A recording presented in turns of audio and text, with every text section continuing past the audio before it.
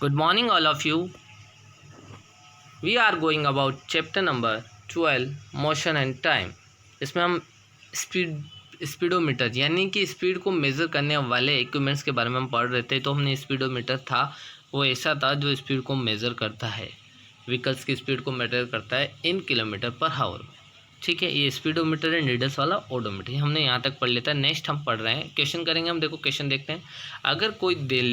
अगर the distance between Delhi and Lucknow is 500 kilometre, अगर दिल्ली और लखनऊ की डिस्टेंस 5 किलोमीटर है, how much time will a bus take to cover the distance. इस distance को कवर करने के लिए बस कितना टाइम लेगी at an average speed of the 50 kilometre per hour. और जिसकी बस की जो एवरेज स्पीड है वो कितनी है, 50 किलोमीटर। मतलब मुझे क्या दिया हुआ है, डिस्टेंस दी हुई है 500 किलोमीटर, एवरेज स्पीड दी है 50 kilometre.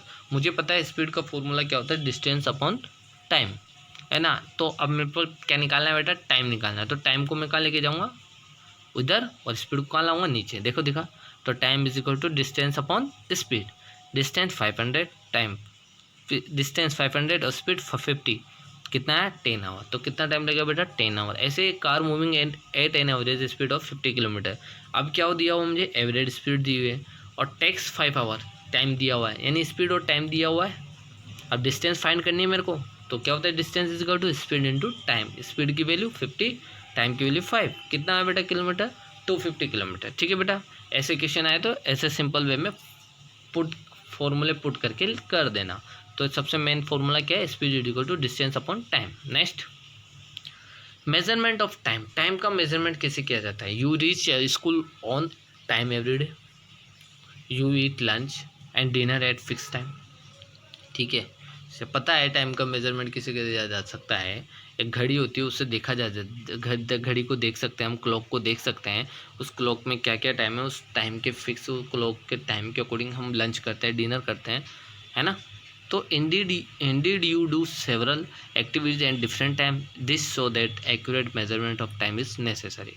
You'd look at clock or watch several times during the day to know the time. Can you tell what time of the day is it without looking at the clock? You can probably have an idea about the time but can not be exact.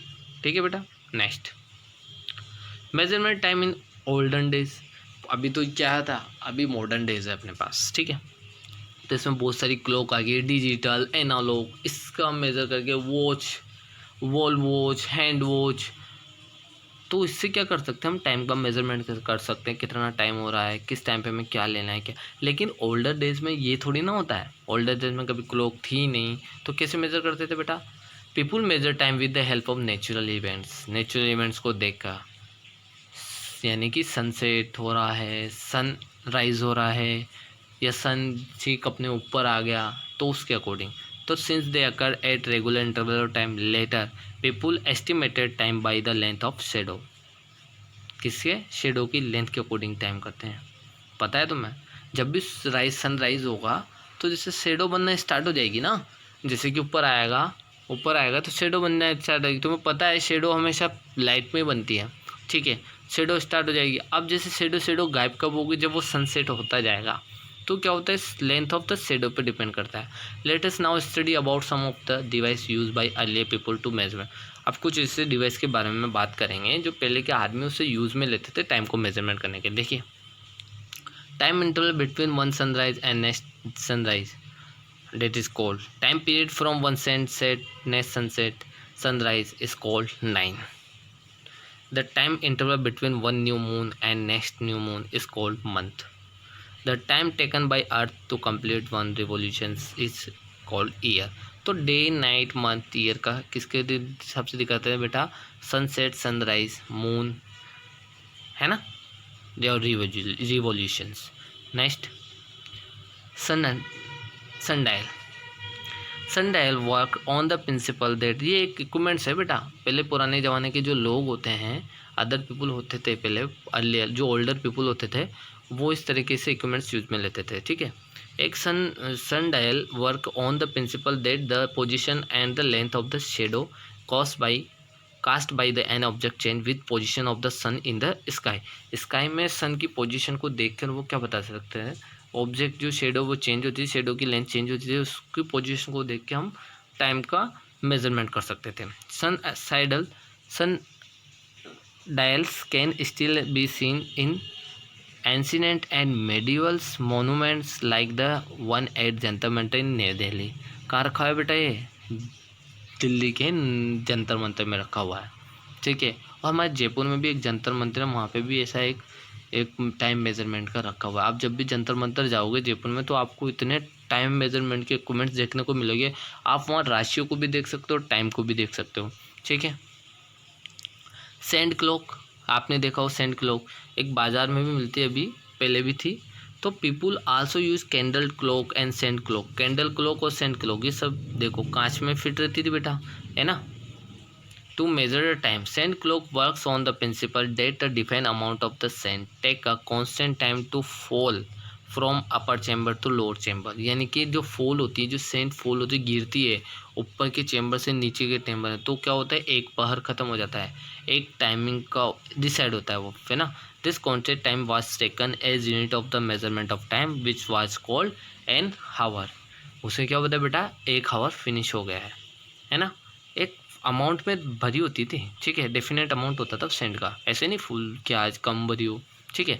It is for this reason that a sand clock is called an hourglass. तो candle clock and sand clock, और sand clock क्या बोलेंगे बेटा, hourglass. Okay, next pendulum clock, आपको जानते हो pendulum यानी कि एक हमने हॉरिजॉन्टल, कोई जैसे कि कोई हॉरिजॉन्टल स्टैंड है, उसकी रस्सी के थ्रू हमने कुछ मतलब एक ऐसा वेटेज ऑब्जेक्ट बांध दिया, ठीक है। हम क्या करूँगा, उस वेटेज ऑब्जेक्ट को सेंटर से राइट साइड लेके जाऊँगा, फिर छोड़ूंगा, तो क्या करेगा बेटा, पहले लेफ्ट साइड आएगा, फिर सेंटर में आएगा, फिर राइट साइड आएगा, फिर लेफ्ट साइड आएगा, फिर सेंटर में आएगा, फिर राइट साइड आएगा। तो क्या होता है, एक पेंडुलम की शेप बनाता है। तो pendulum clock was also use to measure time. Galileo गैली discovered that a swimming pendulum takes a fix time to complete one oscillation. एक ऑसिलेशन में फिक्स टाइम को उसने लिया है। To and fro movement of the swimming pendulum is called oscillation. यानी कि जब पेंडुलम मूव करेगा, जैसे ए से ओ गया, बी गया, वापस ओ पे, फिर ए पे आया, तो क्या होता है बेटा, वन ऑसिलेशन, मतलब एक चक्कर कटने को क्या बोलेंगे बेटा, एक ऑसिलेशन हो गया। तो सिंपल पेंडुलम है, simple pendulum has a small metallic bolt called Bob. इस मेटालिक बोल्ट को क्या बोलेंगे, Bob. That is the suspend from a rigid stand by thread. यानी कि एक बढ़िया मतलब एक थ्रेड के द्वारा वो स्टैंड से लटका हुआ है। When the metal bob is rest at position O it is said to be its mean position. वो क्या होते हैं, सेंटर की पोजीशन को बोलेंगे mean position. When is bob is display slide and release it begin oscillation. जब भी वो क्या होता है, ऑसिलेशन करना स्टार्ट करता है, मूव करना स्टार्ट करता है, the bob is said to be complete one oscillation. When it moves from A to B and comes back to position A से जाएगी बी तक जाएगी, बी से ए तक आएगी, तो it is called one oscillation. From O से to A and then A to B and then back from B to C. The time taken for the pendulum to complete one oscillation is called time period. तो उसे क्या बोलेंगे, एक oscillation को complete करने के लिए टाइम पीरियड बोलेंगे। A pendulum is use in a pendulum clock. आपने पेंडुलम क्लॉक देखी जो बोलती है ना, वन ऑसिलेशन होने पे बोलती है ना। तो while swing continuously under the Fluence of a wound, जब तक स्विंग करती रहेगी यानी बोलती रहेगी वो स्प्रिंग, जब तक कि उसका टाइम पीरियड फिनिश ना हो जाए। तो wound out up spring that control the movement of the hand of a clock. Short intervals of time are measured using stopwatch and stop clock. Nowadays, digital clock watch use a vibratory quartz crystal to measure time, which is more accurate than the older technology. ठीक है, अब बहुत सारी technology आ गई है digital watch की, तो उससे हम यूज़ में लेते हैं। ठीक है, नेक्स्ट यूनिट ऑफ टाइम। ऐसा यूनिट ऑफ टाइम की कितनी, second. It is important to remember that symbols of all units are written in singular. Different unit of the time are use according to requirement. जैसे example, your age is expressed in year not in days. Time of the days is expressed in hour और minute not in second. देखिए एक year में कितने दिन होता है, 365। एक डे में 24 आवर, एक आवर में 60 मिनट, एक मिनट में 60 सेकेंड, और एक डे में 86,400 सेकेंड, और एक सेकेंड में 1/86,400 ऑफ द, ठीक है। तो इसमें टाइम का मेजरमेंट सेकेंड में करते हैं। नेक्स्ट, अब डिस्टेंस टाइम ग्राफ के बारे में बात करते हैं। तो डिस्टेंस टाइम ग्राफ के बारे में बात करते हैं तो टाइम को हम किस में लेते हैं, हॉरिजॉन्टल या वर्टिकल में हम डिस्टेंस को ले लिया। टाइम ले लिया हमने एज में, देखिए टाइम ले लिया 4, 8, 12, 16, 12, और डिस्टेंस ले लिया 5, 10, 15, 20, 25 एंड 5 की रेंज में ले लिया। इधर हमने इधर 4 की 2 की रेंज में ले लिया। तो एक्स एक्सिस और वाई एक्सिस पे, तो वाई एक्सिस पे डिस्टेंस, एक्स एक्सिस पे time. The distance time graph show how distance travel by a moving object change with time. It has two axes or line that are perpendicular to each other. The horizontal line is called x-axis represent time और the vertical line को is called y-axis represent distance. जैसा कि मैंने बताया आपको, है ना। The point of intersect of the two axes is called the origin. जब ये दो एक्सिस जहाँ पे मिलती है, ओ पे मिल रही है, तो इसको क्या बोलेंगे बेटा, ओरिजिन। तो distance time graph for object showing uniform motion, ठीक है। जैसे कि 0 टाइम पे 0 डिस्टेंस होगी, 4 टाइम पे 5 डिस्टेंस होगी, 8 टाइम पे 10 डिस्टेंस, 12 पे 15, 16 पे 20, 20 पे 25 डिस्टेंस होगी। टाइम सेकेंड में, डिस्टेंस मीटर में, ठीक है बेटा। Next, to make a graph represent given data on suitable axis of the graph, the horizontal axis represent time, the vertical axis represent distance. पहले हम ये डिस्टेंस और टाइम को कौन सी एक्सिस पे रखना है ये हमने रिप्रेजेंट कर लिया। अब मेंशन द यूनिट, अब यूनिट को मेंशन करेंगे सुटेबल स्केल की हेल्प से। 4 एक्सिस में क्या होता है, 1 सेंटीमीटर, जैसे कि हम पैमाना नापते हैं ना बेटा, एक बड़ा खाना इक्वल टू ऐसे, तो हम क्या करेंगे, 4 axis let 1 centimetre equal to 4 second, और वाई एक्सिस में 1 सेंटीमीटर तो 5 मीटर। तो some point to be kept in mind while choosing the most suitable scale for driving a graph are. तो choose the scale so as to utilize the maximum part of the graph paper, है ना। क्या करेंगे, पहले graph paper के maximum part को utilise करेंगे और स्केल को चूज करेंगे, ठीक है।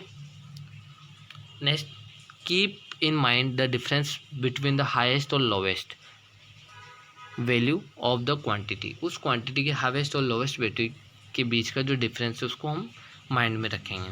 नेक्स्ट देखो, ठीक है। अब time distance time graph of the moving का, अब कार मूविंग कर रही है, तो keep in the mind the intermediate value of each quantity so that the scale chosen in conventional to mark the value of the graph, ठीक है। अब हमें क्या करना है, जैसे कि मैं 4 पे गया, 5 पे गया, यहाँ पे मैंने मार्क कर लिया, ठीक है, मार्क कर लिया ग्रीन डॉट से। फिर 8 पे गया, 10 पे गया, फिर मैंने मार्क कर लिया, फिर 12 और 15 पे गया, मैंने मार्क कर लिया, 16 to 20 पे गया, मार्क कर लिया। तो अब देखो नीचे पहले एक्स एक्सिस आती है, फिर क्या आती है, वाई एक्सिस आती है, ठीक है। तो एक्स एक्सिस यानी 4 और वाई एक्सिस यानी 5, यानी 4 सेकेंड में 5 मीटर डिस्टेंस तय करता है। 8 10 का मतलब क्या होता है, 8 सेकेंड में 10 मीटर डिस्टेंस क्लियर करता है। 12 सेकेंड में 15 मीटर डिस्टेंस क्लियर करता है। 16 सेकेंड में 20 मीटर डिस्टेंस मेज़र करता है, और 20 मिनट में 25 डिस्टेंस मेज़र करता है। तो हमें डॉट की हेल्प से और पैमाना क्या लेते हैं, एक्स एक्सिस 1 सेंटीमीटर 4 सेंटीमीटर, यानी कि एक्स एक्सिस पे क्या है, 1 centimetre is equal to 4 second, और वाई एक्सिस पे क्या है, 1 centimetre is equal to 5 metre. तो mark the value for time and distance on the respective axis according to the scale chosen. Join all the mark point, जिसने भी point है उनको join कर लो विद अ पेंसिल के extend the line to 0 second and 0 distance, that is point 0. You will observe that the distance time graph of the body moving in the uniform motion is always a straight line. हमेशा uniform में क्या होगी, straight line में move करेगी, non uniform में हमेशा straight line में move नहीं करेगी। तो speed of the moving object can also be calculate using the distance time graph. For this we have to draw perpendicular from a point P, ठीक है, P पे आ गया। अब P पे आ गया on the line of the both axis the point at which the perpendicular meet the axis give the corresponding value of the distance time. By using this the speed of the car given example come out to B, ठीक है। तो ये car कहाँ होगी, P point पे होगी, उसकी distance क्या होगी, ये क्या होगी, कार 12 सेकेंड में 50 मीटर डिस्टेंस कवर करेगी। तो ये क्या होता है, कार का, मूविंग कार का डिस्टेंस काफ़ी जो यूनिफॉर्म मोशन में मूव कर रही है, ठीक है बेटा। देखो नेक्स्ट स्पीड कितनी होगी, 15 और 12 कितना का 1 to 1, ठीक है। ये तो नॉन यूनिफॉर्म मोशन में। अगर डिस्टेंस टाइम का ग्राफ, बॉडी के लिए डिस्टेंस टाइम का ग्राफ नॉन यूनिफॉर्म मोशन में होगा तो क्या होगा बेटा, लीनियर नहीं होगा, फिर क्या होगा बेटा, कांस्टेंट होगा। वही टाइम को एक्सिस में, डिस्टेंस को वाई एक्सिस में। तो let us suppose the car in uniform motion, it covers the distance of 5 metre in first 2 second, 4 minute in next 2 second, 7 metre in next 2 second और 2 metre in next 2 second. यानी कि क्या होता है, अलग अलग सेकेंड पे अलग अलग डिस्टेंस तय करेगी। Plot a distance time graph between this, you will find that straight line is not obtain on joining the point. जब भी हम इसके पॉइंट को ज्वाइन करेंगे तो स्ट्रेट लाइन नहीं आएगी, कॉन्स्टेंट लाइन आएगी। तो एक earlier is it show that the body is moving with non uniform speed. तो similarly when the object is at rest, distance time graph is a straight line parallel to the X axis और time axis. अब इसमें क्या होगा, constant speed होगी ना, तो एक तरह से डिस्टेंस टाइम ग्राफ क्या होगा, एक रेस्ट कंडीशन में होगा। यानी ये जो ग्राफ बना हुआ है ना, वो एक्स एक्सिस के पैरेलल में होगा, ठीक है, नॉन यूनिफॉर्म में। और यूनिफॉर्म में क्या होगा बेटा, लीनियर होगा। ठीक है बेटा, यहाँ तक समझ में आया बेटा? ओके बेटा, थैंक यू।